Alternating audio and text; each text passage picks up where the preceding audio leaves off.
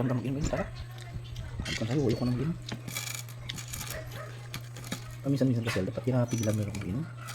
Ano yung takot ka sa akin? Parang kung ano? Ano takot ka sa akin? Buli mo. Takot sa'yo baka. Sabi mo na naman. Ba't mo pinapigilan mag-inom? Dapat pag isang ulit nakatot ka, isang ulit nakamitan. Han! Tama na yan! Alam mo naman na mag-asawad ng tubig. May madaling araw, dapat ganun kayo. Pag ano ko lang sa'yo na, o yan ka dyan! Hindi ka na nagkakibo. Bakit na ganun ka? Tahimik ka na agad.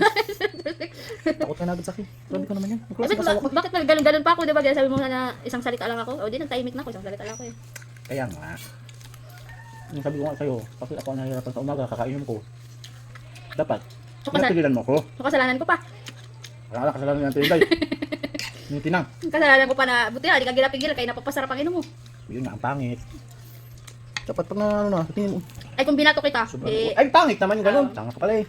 mapanga pa. Dapat pa nakita mo gano'n, uy, nagaburit-burit na yun doon ah. Awatin mo na. Han, tama na yan. Kung ayaw mong buhusan kita ng mainit na tubig dyan, gano'n. Pero malambing ka. Ayaw mo lang hagis, pero tubig na. Gusto mo pa patapon buang. Tingnan mo. Hindi ako nakipon tubig, ikaw nakipon. Tapos pag ko sama ka sa ulo ko. Tapos lakad ako doon sa dulong, pakain ng baboy. Kasalanan ko. Kasalanan mo. Sala naman yung bilang asawa kasi dapat Kaya asawa ka. dayok-dayok ka. Dapat marunong ka mag-ano, mag-awat.